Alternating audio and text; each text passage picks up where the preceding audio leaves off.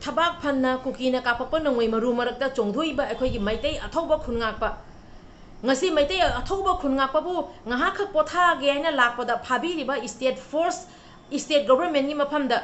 Tamzagataba Wapamdi, Equi Maite, Atobana, Kukina Kapapa, no way Maru Marakta. Tabak Yara, Chongduiba se, State Government Gisu, Saruk Yauri Bani, State Force. Mayam gisu saruk yauri bani leiba maite khudimaki saruk yauri bani ekhoi gi maite athobana mikuk amaka kotha jage na tholakpada ngasi phabi gi base aduki matik pen da phongdok se state force amasung state government da haijaga da badi thauna phaba state force amasung state government na kuki singna maite gi lofam kaya lo u da gai manghaliba kuki singna maite da nong ma leptana nongmai kapthari pampham jingdo changa ga amuk tang nei khai biu Asu apa mentang haijage dong ngasi imasina thamoi kaina kappi base isinong mayam taminasi Lanbung duda isa singduna pangak pirambagi ngasi aikhoine nungaina lejabaneba adubu ngasi aikhoi kanana ngakpi gadoreba state government na aikhoi gi damakta da achobu thogdang lobiri di hayeba adubu mangjin thana landuda phraline da chongsandana mathoi pamudana mathaba yoli badi ngasi gi isa singa sinena khoi haijani adubu makhoi kari gi damakta da ngasi miyamna makhoi bu lanu ohanbirak libano makhoina kari gi damak nongmai bom to paining lai ibano haibado ngasi manipur parda Kudimana Wakanda, Aduba Aikogi state government Sinasu Center Nasu Wakanda Bio, Nasiki Land Sewaration Porandio, is asking a Sina Asigumba, Makoina Bom to Pining Ivan, no my Pining Ibase, Makatana, Amohana Pai, the Navaru Silama Porandio. A Sina to the Nasum Tauragadi Jatigi Jumbiri and Hariba, Aikogi Nasigi is asking a Senga City, Chum Saraga, Bom to Marata Yawana, Galoina Hill, Hingakaneva, Manipur Ipuruki, Maitai Highway is at the SM Mutkidana. Maidadi Vietnam the nupi kaptana pan kibido adugum nai khoi su tawroi hainingai leiteba second Kuki Hanubi ama Kuki singna phubi raga Susanpurda posai leiba lakpada paisa su munbi khare Kuki sidi masagi mama masu phubangami asugumba phuruk amotpa mahik aibado Kuki sini adui chinau mayam tamina si pause masak sidi utpa yararoi myam waro bigano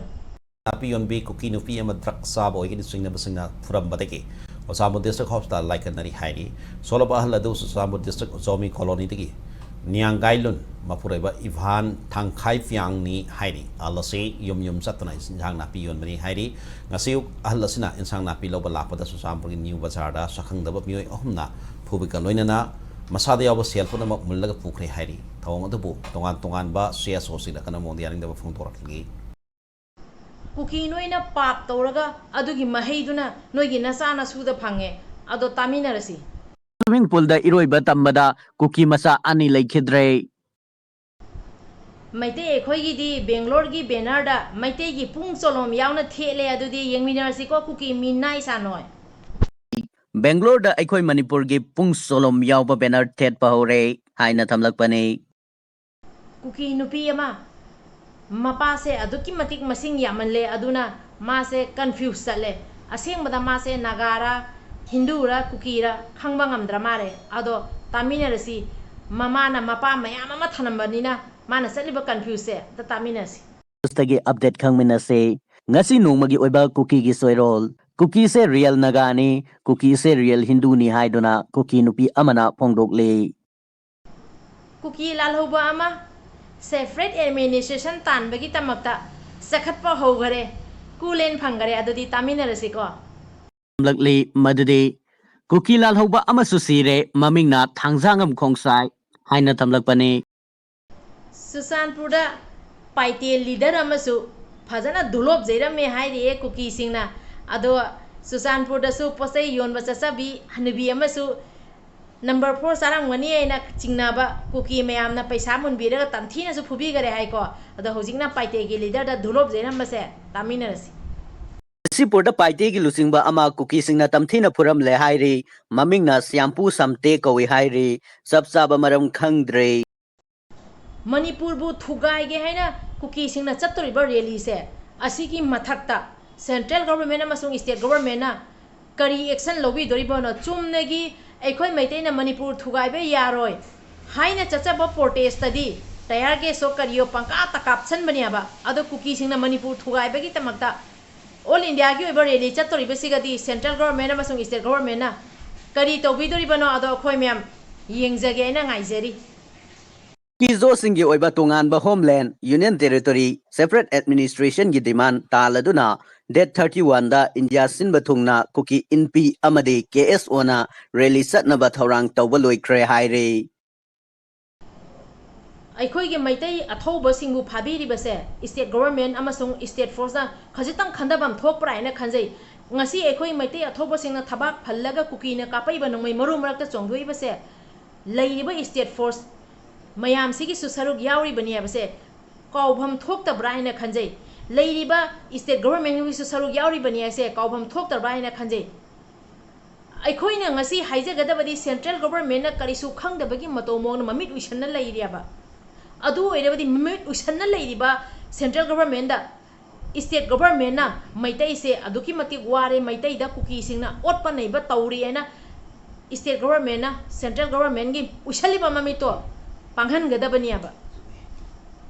ꯑꯗꯣ ꯏꯆꯤꯟꯅꯥꯎ ꯃꯌꯥꯝ ꯍꯧꯖꯤꯛ ꯍꯥꯏꯖꯒꯗꯕꯗꯤ ꯇꯥꯟꯖꯥꯁꯤꯒꯁꯨ central ꯒꯣꯚꯔꯟꯃꯦꯟꯠꯅ ꯃꯅꯤꯄꯨꯔꯒꯤ ꯑꯋꯥ ꯑꯅꯥꯗ ꯎꯁꯟꯅꯗꯕ ꯁꯥꯔꯒ ꯃꯩꯇꯩꯕꯨ ꯅꯝꯊꯗꯒꯤ ꯍꯣꯠꯅꯕꯒꯤ ꯃꯇꯧ ꯃꯑꯣꯡ ꯑꯃ ꯎꯕꯁꯦ ꯑꯁꯤꯒ ꯆꯞ ꯃꯥꯟꯅꯕ ꯑꯃꯁꯨ ꯚꯥꯔꯠꯀ ꯑꯃ꯭ꯔꯤꯠ ꯀꯂꯁ ꯕꯤꯅꯤꯇꯥ ꯂꯥꯏꯁ꯭ꯔꯝꯅ ꯐꯪꯒꯗꯕ ꯃꯥꯒꯤ ꯋꯤꯅꯔꯒꯤ ꯁꯤꯠꯇꯣ ꯃꯥꯅ ꯀꯔꯝꯕ ꯊꯥꯛꯇ ꯐꯪꯐꯝ ꯊꯣꯛꯏꯁꯦ ꯃꯇꯤꯛ ꯆꯥꯅ ꯐꯪꯗꯕ꯭ꯔꯥ ꯈꯟꯖꯩ ꯕꯤꯅꯤꯇꯥ ꯂꯥꯏꯁ꯭ꯔꯝꯅ ꯍꯦꯜꯂꯤ ꯍꯥꯏꯕ ꯅꯠꯇꯦ ꯑꯅꯤꯇꯥꯅ ꯉꯁꯤ ꯖꯧꯐꯥꯎꯗ ꯑꯅꯤꯇꯥꯅ ꯚꯥꯔꯠꯀꯤ ꯑꯃ꯭ꯔꯤꯠ ꯀꯂꯔꯁꯇ ꯐꯪꯈꯤꯕ ꯐꯥꯔꯁ ꯄ꯭ꯔꯥꯏꯖ ꯐꯪꯈꯤꯕ ꯋꯤꯅꯔꯗꯣ ꯃꯥꯅ ꯉꯁꯤ ꯄꯔꯐꯣꯔꯃꯦꯟꯁ ꯇꯧꯈꯤꯕ ꯃꯌꯥꯝꯗ ꯃꯣꯏꯒꯤ ꯍꯥꯟꯅꯒꯤ ꯃꯄꯥ ꯃꯄꯨ ꯍꯥꯛꯇꯛꯇ ꯊꯝꯕꯤꯔꯝꯕ ꯀꯔꯝꯕ ꯗ꯭ꯔꯦꯁ ꯁꯦꯠꯈꯤꯒꯦ ꯍꯥꯏꯕ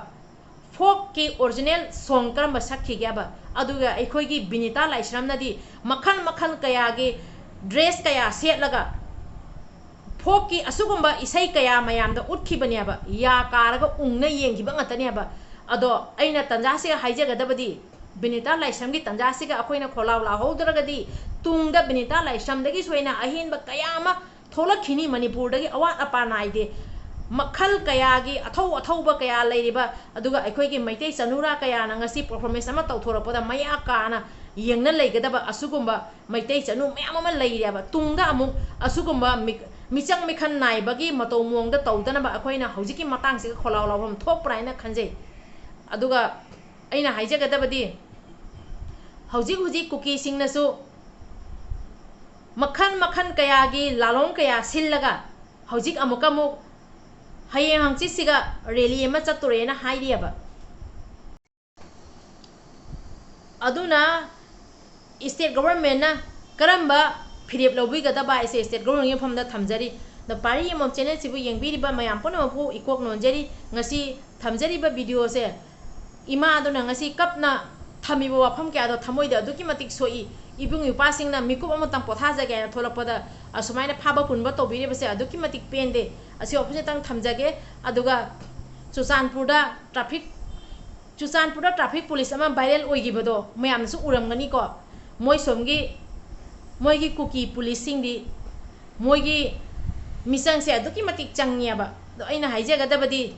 ꯑꯩꯈꯣꯏꯒꯤ ꯂꯩꯔꯤꯕ ꯁ꯭ꯇꯦꯠ ꯐꯣꯔꯁ ꯑꯩꯈꯣꯏꯒꯤ ꯂꯩꯔꯤꯕ ꯁ꯭ꯇꯦꯠ ꯒꯣꯚꯔꯟꯃꯦꯟꯠꯅꯁꯨ ꯑꯩꯈꯣꯏꯒꯤ ꯃꯩꯇꯩ ꯑꯊꯧꯕ ꯃꯌꯥꯝꯅ ꯋꯥꯔꯤꯕꯁꯦ ꯀꯔꯤꯒꯤꯗꯃꯛꯇ ꯑꯁꯨꯛ ꯌꯥꯝ ꯋꯥꯔꯤꯕꯅꯣ ꯍꯥꯏꯁꯦ ꯈꯖꯤꯛꯇꯪ ꯈꯟꯊꯃꯤꯟꯅꯁꯤ ꯑꯁꯤ ꯋꯥꯐꯝꯇꯪ ꯊꯝꯖꯒꯦ ꯑꯗꯨꯒ ꯉꯁꯤꯒꯤ ꯚꯤꯗꯤꯑꯣꯁꯤꯒ ꯑꯁꯣꯏ ꯑꯔꯥꯟ ꯌꯥꯎꯈꯤꯕ ꯀꯌꯥ ꯂꯩꯔꯒꯁꯨ ꯉꯥꯛꯄꯤꯌꯨ ꯍꯥꯏꯅ ꯌꯦꯡꯕꯤꯔꯤꯕ ꯃꯌꯥꯝ ꯄꯨꯝꯅꯃꯛꯀꯤ ꯃꯐꯝꯗ ꯏꯀꯣꯛ ꯅꯣꯟꯖꯔꯤ ꯀꯪꯂꯩꯄꯥꯛꯅ ꯌꯥꯏꯐꯔꯦ ꯏꯕꯨꯙꯧ ꯄꯥꯈꯪꯕꯅ ꯌꯥꯏꯐꯔꯦ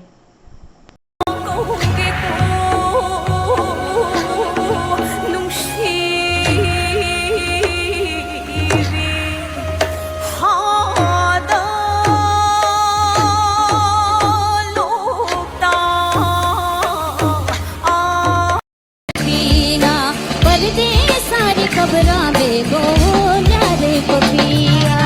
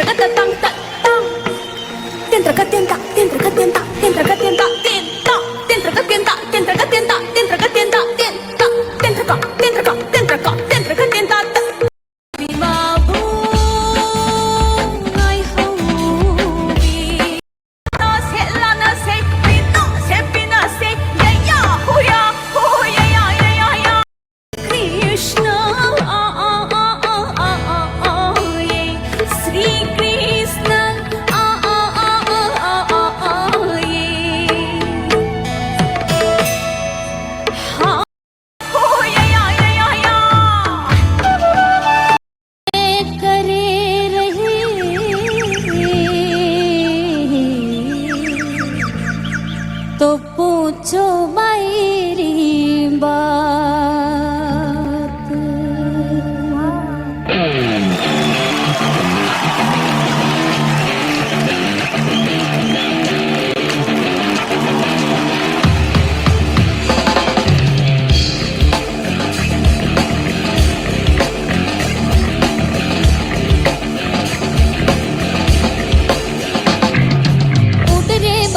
चिड़कली बोल रे पपीहा,